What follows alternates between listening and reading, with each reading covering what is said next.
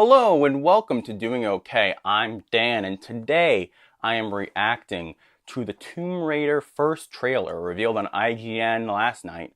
But in some ways, more importantly, I'm reacting to the reactions that I saw to the Tomb Raider trailer. That's really the thrust of what I want to talk about here is sort of the body shaming that I saw going around as far as who this character is of Lara Croft and what she means in pop culture and how it has become a bigger issue as we're getting more female-led action movies and superhero movies and things like that, and how people feel like it's okay to say whatever about a casting choice because there's a source material, and sort of the way fans engage with that stuff in ways that really bother me. But before I get into that specific stuff, I am going to throw in my actual reactions to this trailer. I wouldn't say that I'm a huge, Tomb Raider fan, right? I understand the importance of Lara Croft in pop culture. I was excited when I was seeing the reboots back in 2013, I believe it was, on the PlayStation 3, and then leading into Rise of the Tomb Raider, that they were trying to take the character a little more seriously, try to make her an actual strong female icon as opposed to just a female video game character who is sexualized, and that's that, which obviously comes into play with some of the stuff I'm going to talk about later.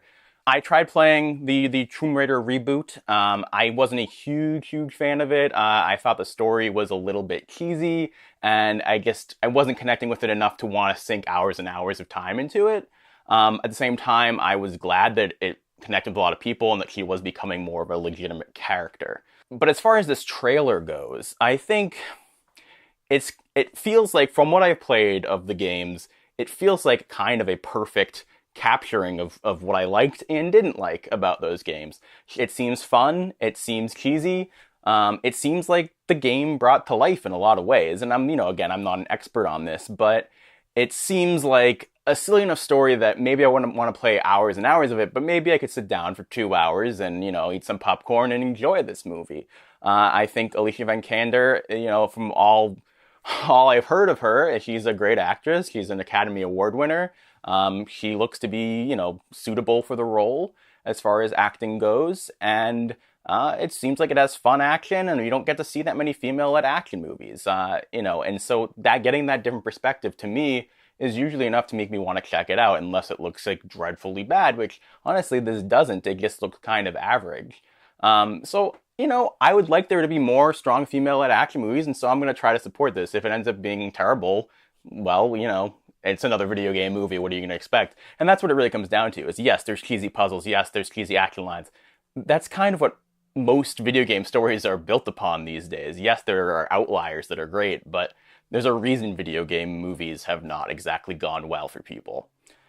Now, let's talk about the meat of the matter. I'm going to put up a couple different quotes here that I saw on IGN.com after watching the trailer last night, and I'm not putting people's names because I'm not really about calling specific individuals out for what they said, but I do want to talk about the general problem I'm seeing here, which is the excessive talk about Alicia Vikander's body, whether it be her lack of breast size, her forehead, whether, tons of people talking about her looking like a child, not being sexy enough, whatever. It really does bother me that we're still seeing this kind of stuff in this day and age. And, I titled this video, when are people going to get over this? When are we going to stop talking about her boobs specifically? And, it's kind of a rhetorical question, and I know there's always going to be people on the internet who are just there to talk about, sex. They're always going to be there to be sexist. But the fact that it is so pervasive and that, yeah, okay, there are people saying you shouldn't be saying that, but generally speaking, it's just kind of accepted that this is what the reality is on comment sections around this kind of topic. And I think that that's a real big problem, and I'm wondering if that will change, if we need more of these movies and if that will eventually help it, or if we're just kind of stuck in this position where it's okay to just pick apart a woman because of the character that she's playing. And I don't think a lot of people don't even seem to think twice about it. And I understand that the character originally was in a lot of ways based around sex appeal, but if I don't understand the idea of you only like Lara Croft for her sex appeal, that's what the main thing that you care about this franchise for, because in that case, I don't understand why you're not just, watching porn or something. It's not, was all you want is her being sexy throughout the entire movie and you don't care what the story is or how good the actress is. I don't understand this mentality. I understand the mentality of being like, oh, part of the reason I like an actress or a character is because of their sex appeal. And I can even understand to a certain degree saying, in the privacy of your own head, oh, I'm a little bummed that I'm not that into her because I would like to see that fantasy brought to life. Sure, but that doesn't give you license to, pick apart an actual person's body and only analyze and critique the film and the actress and her ability based on her breast size. And, I don't mean to be preachifying to people. It just really bothered me. And it made me want to think about something a little bit broader, which is that where is the line? Where's the line between you're able to criticize an casting choice, a creative artistic choice to pick an actress? Obviously, this can go for actors too. So that's a whole other can of worms. I'm not going to jump into it, but I'm interested if people want to talk about that and have their own opinions about how this happens with men. I'd love to hear that too. But where's the line between having a legitimate critique about the casting choice and going into body shaming? What is okay and what isn't? And obviously, I'm not fully qualified to answer that, based mostly off my gender and sex. But I do want to sort of give my opinion here and sort of communicate with you guys and hopefully get some feedback, because I was seeing some things that I felt like were sort of borderline, right? I was seeing things being like, oh, she looks like a 12-year-old. Well, okay, if you're saying that and it's because of her, again, breast size or lack of, secondary sexual characteristics, God, I sound ridiculous, then that's a problem. But if you're saying that because you legitimately think she looks like a child and therefore isn't a very intimidating, powerful character, that becomes a little bit blurrier. If you just really feel like she looks too small to be doing these sorts of things, then I'm like, I don't know if that's okay. And I definitely had a little bit of issues with this myself when we were talking about the casting of Wonder Woman before the movie came out and they had just cast Gal Gadot. And I saw her and she was, very tall, but she was very model-esque. And my main feeling was, I wish that Wonder Woman was like a brawler, that she was like a tank, and that when you saw her, you were just immediately intimidated by her. And I don't particularly feel that way about Gal Gadot. And now I feel like, they proved me wrong. I think that she ended up being a great casting choice. But I don't know, where that fits on the line here. Because I feel like that is a somewhat legitimate criticism. I'm not saying, oh, Gal Gadot didn't have big enough boobs.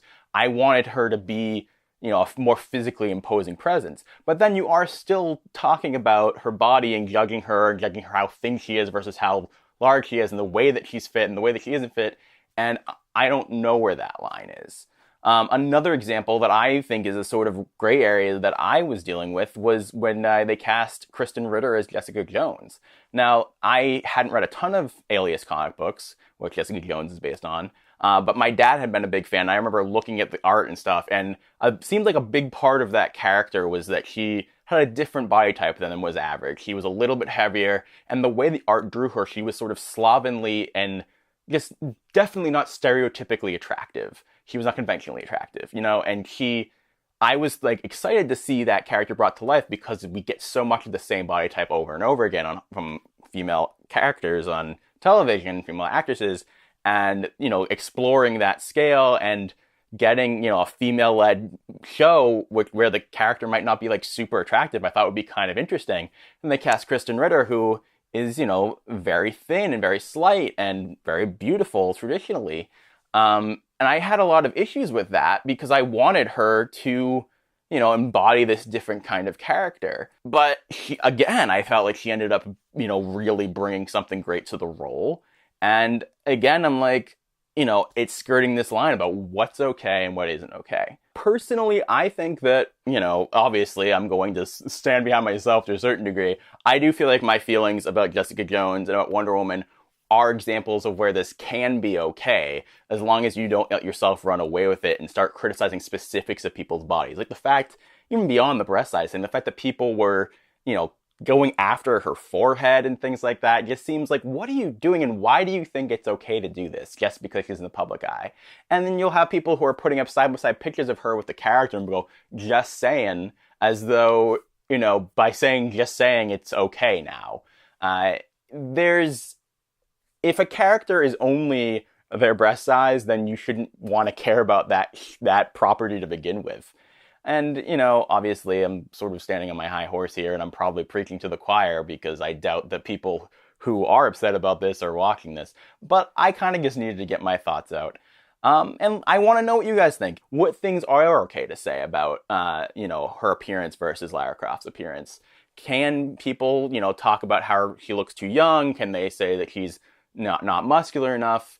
And is it ever okay to talk about breast size as far as is that an iconic part of the character? I think a lot of people would argue that part of what, you know, makes Wonder Woman and Lara Croft iconic is their physicality and their sexuality and their breast size. I think that is because they were created by men, and that it's totally okay to move beyond that. Please subscribe to youtube.com/doingok. Check out our Twitter @doingokvideo. Our also Instagram @doingokvideo. And we will see you Monday. Thank you.